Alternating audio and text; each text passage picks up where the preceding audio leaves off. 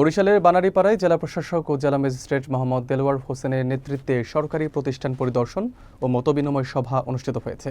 বিস্তারিত থাকছে জাকির হোসেনের প্রতিবেদনে। উপজেলা পরিষদ মিলনায়তন কক্ষে অনুষ্ঠিত সভায় প্রধান অতিথি ছিলেন জেলা প্রশাসক। উপজেলা নির্বাহী কর্মকর্তা মোহাম্মদ বাইজিদুর রহমানের সভাপতিত্বে অনুষ্ঠিত এই সভায় উপস্থিত ছিলেন বীর মুক্তিযোদ্ধা, বিভিন্ন দপ্তরের সরকারি কর্মকর্তা, ছাত্র প্রতিনিধি, জনপ্রতিনিধি, এনজিও প্রতিনিধি এবং স্থানীয় গণ্যমান্য ব্যক্তিবর্গ।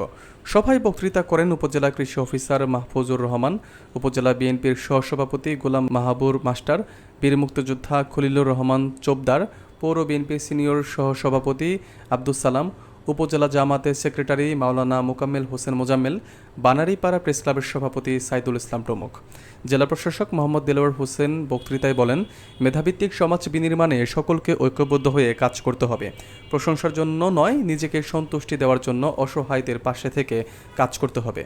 পরিদর্শনের অংশ হিসেবে জেলা প্রশাসক বানারীপাড়া থানা, ইউনিয়ন ইনস্টিটিউশন, পৌরসভা, কমিউনিটি ক্লিনিক, ৫ নং সলিয়াবাগপুর ইউনিয়ন পরিষদ, ভূমি অফিস ও উপজেলা কার্যালয় পরিদর্শন করেন। এ সময় তিনি সলিয়াবাগপুরে একটি রাস্তাসহ 2টি উন্নয়ন প্রকল্পের উদ্বোধন করেন।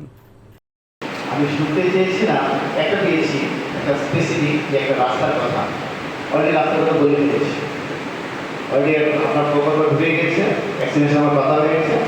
কলকাতার যে সমস্যাগুলো বলেছেন সেগুলো আসলে সমাধান হবে স্যার, এই আশাবাদ রেখে আপনাকে আমাদের উপজেলা পরিদর্শনে আসার জন্য আপনাকে ধন্যবাদ এবং আপনাদের কৃতজ্ঞতা জানিয়ে স্যার, এবং এখানে যারা এসেছেন সকলের প্রতি ধন্যবাদ কৃতজ্ঞতা জানিয়ে আমার বক্তব্য শেষ করছি। ধন্যবাদ সবাইকে। আল্লাহ হাফেজ। আমাদের ভাষাবান ফাংশনের হার সেটা যেমন সারা দেশে নিয়ন্ত্রিত।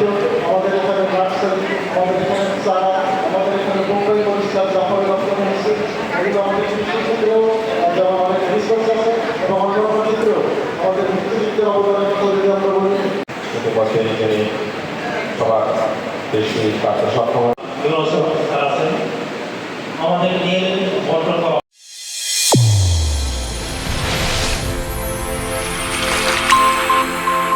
চ্যানেল A1 হৃদয়ের স্পন্দন।